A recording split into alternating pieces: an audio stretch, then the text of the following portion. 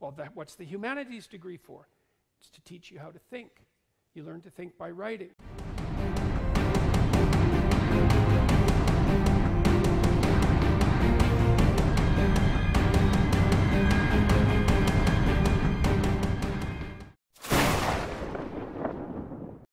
Well, I am a huge fan, and honestly, I'm about to be 20 years old, and this is the greatest day of my life, hearing you speak. I can be honest.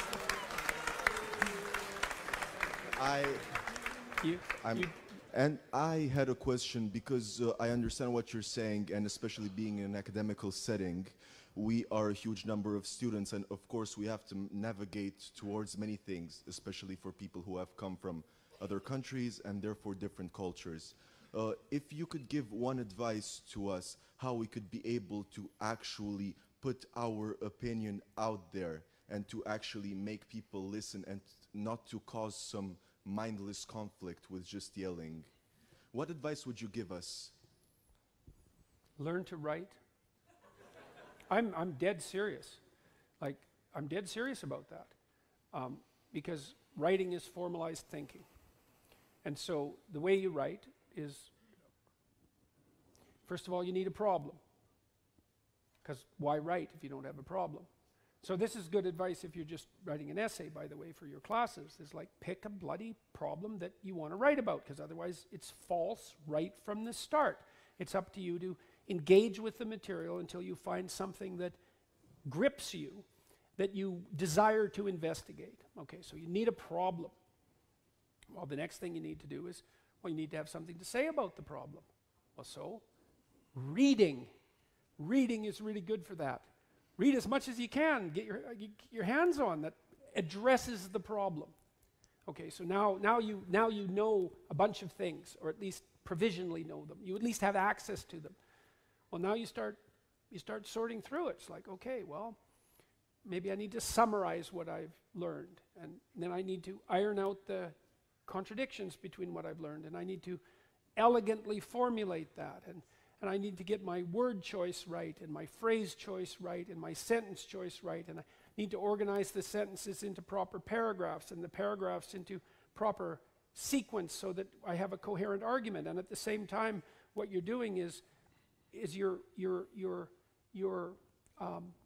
integrating your own personality at the highest and most abstract level of organization, and you're sharpening your tools, and you're putting yourself straight, because you're learning to think. You learn to do that by writing. And so I would say, pick some hard problems and learn to write very, very carefully. And when I say pay attention to the word, I mean that. Pick the right words. Organize them into the right phrases. Get your sentences straight. Like when I wrote my first book, Maps of Meaning, I believe I wrote every sentence in that book 50 times.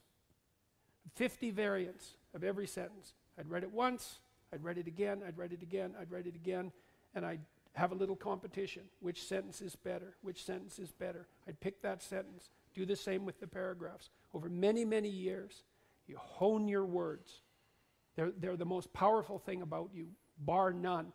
If you are an effective writer and speaker and communicator, you have all the authority and competence that there is.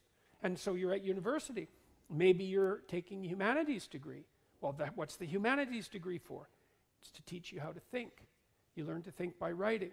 Now there's more to read, to speak, and all of that, but the best thing you can do is read and write every day, a couple of hours every day. Write about things you find important, and see if you can discover what you believe to be true.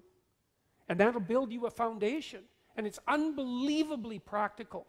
Like if you look at people who are phenomenally successful across life, there's various reasons, but one of them is that they're unbelievably good at articulating what they're aiming at, and strategizing and negotiating and enticing people with a vision forward. It's like, get your words together, man. That makes you unstoppable. And that's the core of the humanities, that idea. Get your words together. Make yourself an articulate creature, and then you're deadly in the best possible way. So, and take that seriously. And I'll end with something too.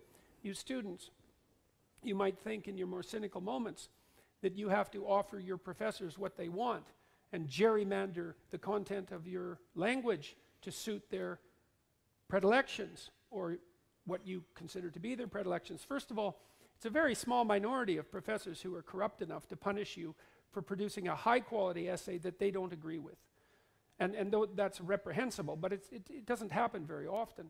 But more importantly, it's the highest academic sin to do that. Because what you're here to do is to learn to find your true voice.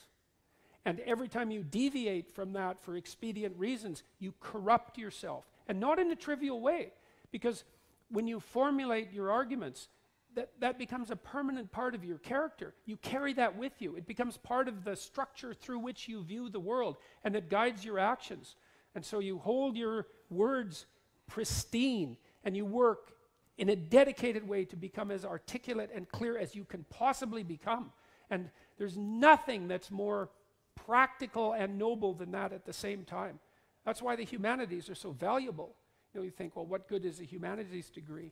It's like, well, you come out of here able to speak and think and write, no matter where you go, like you're headed for the pinnacle, and hopefully in a way that's positive for everyone. So that's what I would recommend.